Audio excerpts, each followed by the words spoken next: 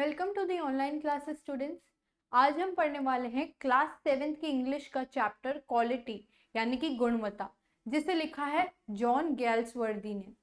तो स्टूडेंट्स, इसके first part में हमने पढ़ा था एक नैरेटर एक शू मेकर के बारे में बता रहे हैं जिनका नाम है मिस्टर गेस्लर, और उनकी किताब जो दुकान है उसे डिस्क्राइब किया है। ये भी बताया है कि वो बहुत ही ज़्यादा अच्छे शू मेकर हैं और उनके जूते जो है बहुत टाइम लास्ट करते हैं। हमने ये पढ़ा था फर्स्ट पार्ट में। सेकंड पार्ट में हम कंटिन्यू करते हैं हमारा second paragraph. Without a word he would leave me retiring whence he came. अब यहाँ बताया जा रहा है जब नरेटर उनकी शॉप में जाते हैं, शू का ऑर्डर देते हैं, तो वो क्या करते हैं, मिस्टर गेस्लर एक बार रूम में जाते हैं दूसरे वाले और वापस आते हैं। तो उसी के बारे में बताया जा रहा है। बिना कुछ बोले वो चले जाते थे into the other portion of the shop, उस दुकान का जो दूसरा हिस्सा था उसमें चले जाते थे। And I would continue to rest in the wooden chair, और मैं उसी वुडन चेयर में बैठा रहता था। Inhaling the incense of his trade. अब मैं किसकी सांस ले रहा था, इंसेंस ऑफ हिज ट्रेड। अब वहां पर क्या, इंसेंस का मतलब तो होता है अगरबत्ती, पर वहां पे जो खुशबू आती है उसकी बात कर रहे हैं। वहां बैठे बैठे जो खुशबू आ रही थी मैं उसे अंदर सांस भर रहा था उसकी, और वहां वुडन चेयर पे बैठ के इंतजार कर रहा था। सून ही वुड कम बैक। जल्द ही वो क्या है, वापस आ जाते थे। Holding in his hand a piece of gold brown leather. अब वो जल्दी ही वापस आए, उनके हाथ में एक गोल्डन ब्राउन लेदर का टुकड़ा था। With eyes fixed on it he would remark. अब उसी पे उनकी आंखें गड़ी हुई रहती थी और वो बोलते थे, व्हाट ब्यूटिफुल बीस। अब हम यहाँ एक चीज नोटिस कर रहे हैं, मिस्टर गेस्लर की लैंग्वेज। अब वो पीस को बीस बोल रहे हैं, इड आर्ट बोला था, इट इज एन आर्ट के लिए, तो हम उनकी लैंग्वेज भी नोटिस कर रहे हैं। व्हाट अ ब्यूटिफुल बीस, कितना प्यारा टुकड़ा है। किसके बारे में बात कर रहे हैं, गोल्ड ब्राउन लेदर के बारे में जो है बात की जा रही है। When I too had admired it, he would speak again. और जब तक मैं भी इसकी तारीफ नहीं कर लेता तब उसके बाद ही वो कुछ बोलते थे। When do you want them? अब यहाँ पे फिर से हम क्या देख रहे हैं स्टूडेंट्स, फिर से हम उनकी लैंग्वेज के बारे में देख रहे हैं। Want and them लिखा हुआ है। When do you want them? वो पूछ रहे तुम्हें ये कब चाहिए। And I would answer, और मैं जवाब देता था, Oh, as soon as you conveniently can. जितना भी जल्दी आप जब भी इसे बना सके, अपना आराम लेके समय लेके इसे बना सके, आप इसे तब दे सकते हैं। एंड ही वुड से, और उसके बाद वो क्या बोलते थे, टुमारो फोर्टनाइट, कल या फिर 14 दिन बाद, या ऐसा कुछ पूछ रहे हैं। और if he were his Elder brother I ask my brother. अब यहाँ बोला जा रहा है कि अगर इनके बड़े भाई होते थे तो वो क्या बोलते कि मैं अपने भाई से पूछूंगा। तो यहाँ पर भी हम कॉन्वर्सेशन देख रहे हैं, वार्तालाप देख रहे हैं मिस्टर गेस्लर और नरेटर का।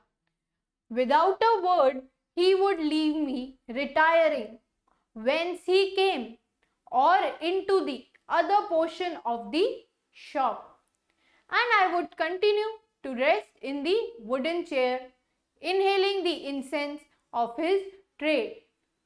Soon he would come back, holding in his hand a piece of gold brown leather. With eyes fixed on it, he would remark, what a beautiful beast. When I too had admired it, he would speak again. When do you want them? तुम्हें ये कब चाहिए? And I would answer, oh, as soon as you conveniently can. And he would say, tomorrow fortnight. Or if he were his elder brother, he would say, I will ask my brother. अब यहाँ next शुरू करते हैं। Then I would murmur, thank you, good morning, Mr. Gessler.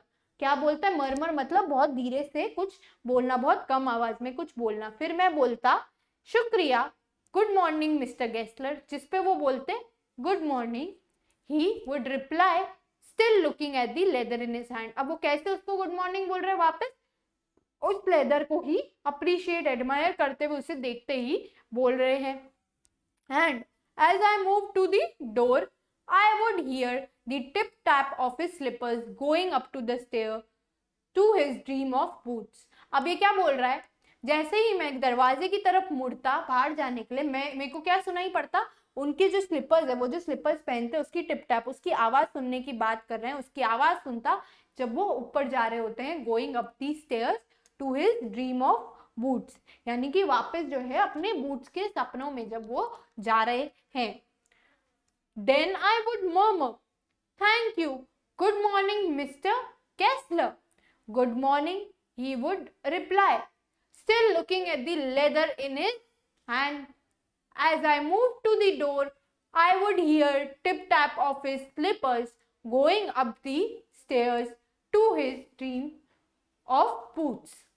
I cannot forget that day on which I had occasion to see him. अब यहाँ पे narrator बता रहे हैं, लेखक बता रहे हैं, मेरे को वो दिन जो याद है बहुत अच्छे से, मैं भूल नहीं सकता, जिस दिन मैंने उनसे क्या बोला था, mister Gessler the last pair of boots क्रीट.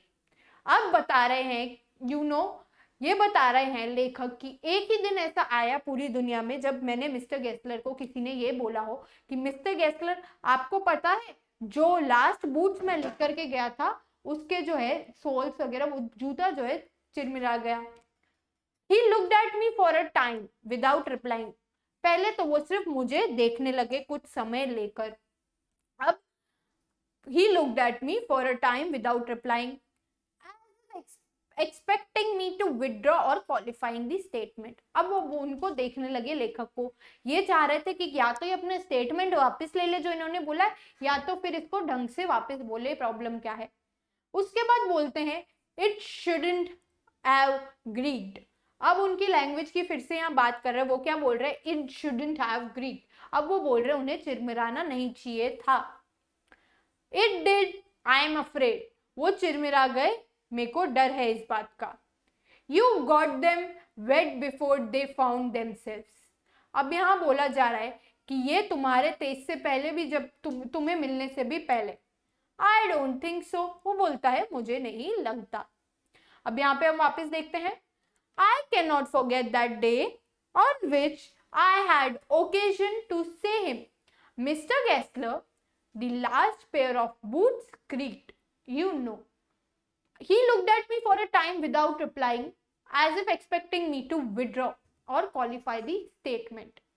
He said, it shouldn't have creaked. It did, I am afraid. You got them wet before they found themselves.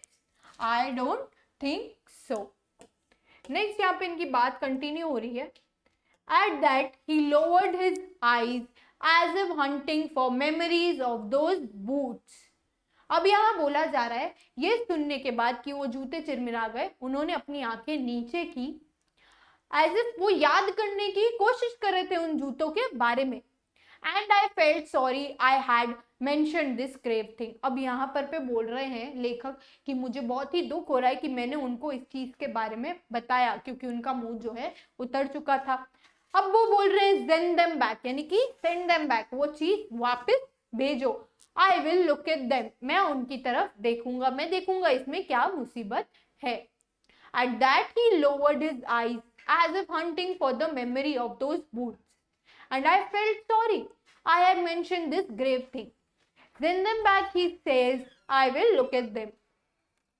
Some boots, he continued. Some boots यानी कि कुछ boots के बारे में बात कर रहे हैं. Some boots, he continued, are bad from birth. Are bad from birth यानी कि जब से उन्हें बनाया गया है वो तब से ही खराब होते हैं. If I can do nothing with them, I'll take them off your bill. अगर मैं उनके साथ कुछ नहीं कर सकता या कुछ नहीं कर पाऊंगा तो जो बिल है मैं उसमें से उन्हें हटा दूंगा, जो पैसे हैं मैं तुम्हें वापस कर दूंगा. अब यहाँ क्या पढ़ा है, some boots, he continued, are bad from birth. If I can do nothing with them, I'll take them from the bill. अब यहाँ लिखा जा रहा है once, यहाँ पर फिर नेक्स्ट आगे पढ़ रहे हैं. Once only I went absent-mindedly into his shop in a pair of boots bought in an emergency at some large firm. यहाँ बता रहे हैं बस ऐसा एक ही बार हुआ था जब मैं ज्यादा ध्यान नहीं देते हुए उनकी दुकान में चढ़ा था, लेखक बता रहे हैं.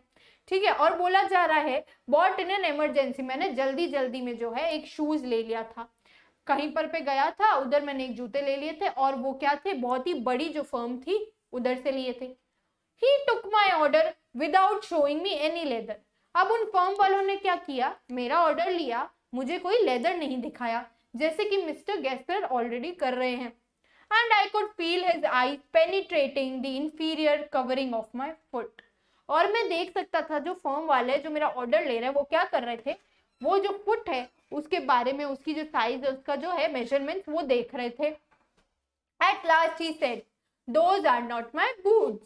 अब उसको देखने के बाद क्या बोल रहे हैं वो मेरे बूट्स नहीं है, those are not my boots. Once only I went absent-mindedly into his shop in a pair of boots I bought in an emergency at some large firm. तो यहाँ ये बता रहे हैं, इसको बोलने का क्या मतलब है कि जो मिस्टर गेस्लर है जूते बनाते हैं, उनको बहुत अच्छे से पता है कि वो क्या बना रहे हैं। यहीं पे वो बताया जा रहा है कि जो जूते उन्होंने पहन रखे हैं, नरेटर ने, वो बता रहे हैं कि ये मेरे बूट्स नहीं है, ये मेरे द्वारा बनाए गए नहीं है। The tone was not one of anger nor of sorrow. ना तो वो गुस्सा थे और ना ही वो इस बात को सुनने के बाद दुखी थे।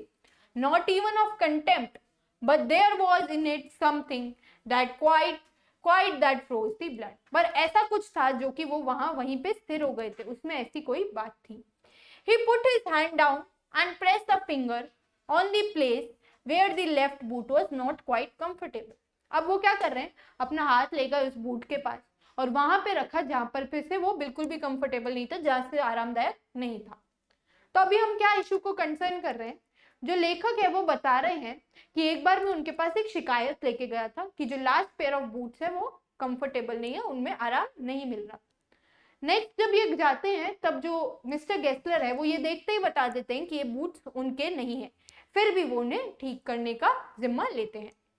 It urges you there, he said. अब वो क्या बोल रहे हैं, ये तुम्हें वहां पे दर्द दे रहा है, it hurts you there. Those big worms on a self respect. अब ये क्या बोल रहे हैं, इतनी बड़ी बड़ी जो लार्ज फर्म्स होती है उनमें कोई सेल्फ रिस्पेक्ट नहीं होती है। And then as if something had given way within him, he spoke long and bitterly. अब वो बहुत ही ज्यादा जो है निराशा के साथ उन फर्म्स के बारे में बात कर रहे हैं जो जूते बनाते हैं। It was the only time I ever heard him discuss the conditions and hardship of his trade. अब ये बता रहे हैं राइटर कि ऐसा एक ही समय था जब जो है ये मिस्टर गेस्लर जो है ट्रेड की जो है इस शू मेकिंग का जो इनका ट्रेड है इसके बारे में जो प्रॉब्लम्स है उसके बारे में बता रहे हैं खुल के। तो एक बार वापस हम देख लेते, हमने इस पैराग्राफ में क्या पढ़ा, एक शब्द बोले बिना वह मुझे आराम करने के लिए छोड़ देगा जब तक वो आए या दुकान के दूसरे हिस्से में, और मैं लकड़ी की कुर्सी पर उनके पास जो है उनके काम जो थे उसकी गंध सूंघ रहा था, आराम से बैठा था, वो काम चल रहा था उसे सूंघ रहा था। जल्दी वो वापस आएंगे। अपने हाथ में जो था उन्होंने एक भूरे रंग का जो लेदर का टुकड़ा है उसे लेकर के आए। उसे देख करके उसकी प्रशंसा करके राइटर से भी पूछ रहे हैं कि उन्हें अच्छा लगा है। फिर इसके बाद क्या होता है, यहाँ पे वो बता रहे हैं उनको कैसे वो गुड मॉर्निंग विश करते थे, थैंक यू विश करते थे, और फिर उनसे पूछते थे कि कब तक तुम्हें ये जूते चाहिए, और जब भी चाहिए होते थे वो उन्हें उसी टाइम बना करके देते थे। इसके बाद एक बार बोल रहा है, एक मौका ऐसा आया था जब मैंने मिस्टर गेस्लर को जो है शिकायत की थी कि जो जूते हैं वो बिल्कुल अच्छे नहीं थे, वो खराब हो गए थे, जिसपे वो उन्हें जूते लाने को बोलते हैं। अब जब वो जूते लाते हैं तब वो क्या बताते हैं कि ये जूते उनके नहीं है, ये किसी बड़ी सी फर्म के जूते हैं। फिर भी वो क्या करते हैं, वो किसी और फर्म के भी जूतों को ठीक करने का जिम्मा लेते हैं, और जो लेखक है उनको जो है पॉइंट्स बताते हैं कहाँ पर पे उनको जो है अनकंफर्टेबल फील हो रहा है, डिस्कम्फर्ट फील हो रहा है। अब यहाँ इसके बाद क्या होता है, वो बहुत ज्यादा बात करते हैं कि ये जो शू मेकिंग का बिजनेस है इनका, इसमें कितनी कितनी कठिनाइयां होती है, कितनी प्रॉब्लम होती है। अब यहाँ पर पे स्टूडेंट्स हम इस पैराग्राफ के वर्ड मीनिंग्स पर ध्यान देते हैं। बॉट का मतलब होता है खरीदना, इमरजेंसी का मतलब होता है आपातकाल या फिर आपातकालीन स्थिति। जोम, यहाँ पे हम जोम देख रहे हैं किस प्रकार की लैंग्वेज जो है मिस्टर गेस्लर इस्तेमाल कर रहे थे, उसी का जो है जोम का मीनिंग यहाँ पे क्या था, सम, और सम का मीनिंग क्या होता है, कुछ। वैसे ही बूट्स लिखा हुआ है यहाँ पे मिस्टर गेस्लर की लैंग्वेज में, बूट्स जिनका मतलब होता है जूते। एब्सेंट माइंडेडली का मतलब होता है बिना मन के या फिर जो आपका किसी चीज में ध्यान नहीं होता, अनमनेपन से। इंफीरियर का मीनिंग होता है निम्न या फिर निम्नस्तर स्थिति का। कंटेम्प्ट का मीनिंग होता है अवज्ञा या तिरस्कार पूर्ण। पेनिट्रेट का मीनिंग होता है भेदना या फिर भीतर जाना। क्या किया था मिस्टर गेस्लर ने? अपनी फिंगर्स पेनिट्रेट की थी शू के उस पार्ट में जो अनकंफर्टेबल था। हार्डशिप का मीनिंग होता है कठोरता या फिर कठिनाइयां। ट्रेड का मीनिंग होता है व्यापार। रिटायरिंग का मीनिंग होता है अकेले छोड़कर जाना। वेंस का मतलब होता है जहां से। क्रीक का मीनिंग होता है चरमराना। तो हमने देखा था जो हमारे लेखक है जॉन गेल्सवर्दी, उनके जूते कैसे हो गए थे? क्रीक्ड हो गए थे। मेमोरी का मतलब होता है याददाश्त। मेंशन का मीनिंग होता है बताना। ग्रेव का मीनिंग होता है गंभीर या प्रतिकूल। सेंड देम बैक, यहाँ पे फिर से हम मिस्टर गेस्लर की लैंग्वेज की बात कर रहे हैं। सेंड देम बैक यानी कि उनको वापस भेज दो। इट हर्ट्स यू देयर, फिर से हम मिस्टर गेस्लर की लैंग्वेज देख रहे हैं। इट हर्ट्स यू देयर, ये आपको यहाँ हानि पहुंचाता है। ओके स्टूडेंट्स, तो ये था हमारा पैराग्राफ नंबर 2, जिसके क्वेश्चन आंसर पर अभी हम ध्यान देते हैं। What could he hear? वो क्या सुन सकता था? He could hear the tip tap of Mr. Gessler's slippers. How was the tone of Mr. Gessler? Mr. Gessler की जो टोन है यहाँ पे पूछा जा रहा है What could he hear? Tip tap, सुनता था वो क्या? Tip tap of slippers. वहां वो खाली बैठ के क्या कर रहे थे? उनकी स्लिपर्स की टिप टैप सुन रहे थे। नेक्स्ट हमारे पास है what was the tone of mister Gessler, तो वो किस प्रकार से बात कर रहे थे? उनकी टोन जो थी काफी नॉर्मल थी, वो ना तो गुस्सा थे, ना तो कंटेम्प्ट थे, और ना ही किसी चीज पे सौरव प्रकट कर रहे थे। What was he holding in his hand, उस उनके हैंड में क्या था? Gold brown leather, gold brown leather का पीस था। नेक्स्ट यहाँ पे पूछा जा रहा है what did Mister Gessler say about the leather piece, जो लेदर पीस था उसके बारे में वो क्या बोलते हैं? That it shouldn't have been creaked, that it should not creak, यानी कि वो खराब नहीं होना चाहिए था। अब यहाँ पर हमने क्या किए स्टूडेंट? सेकेंड पैराग्राफ के क्वेश्चन आंसर किए, जिन्हें आप साथ ही साथ नोटबुक में करते जाएंगे। तो student here we come to the end of second paragraph. इसके नेक्स्ट हम करेंगे स्टूडेंट नेक्स्ट स्टोरी में, नेक्स्ट पार्ट में। तब तक आपको इसको फर्स्ट पार्ट और सेकेंड पार्ट को, जो दोनों पैराग्राफ है, उनको अच्छे से रिवाइज करना है, उनके क्वेश्चन आंसर अपनी नोटबुक्स में लिखने हैं। That's all for today, thank you and have a nice day.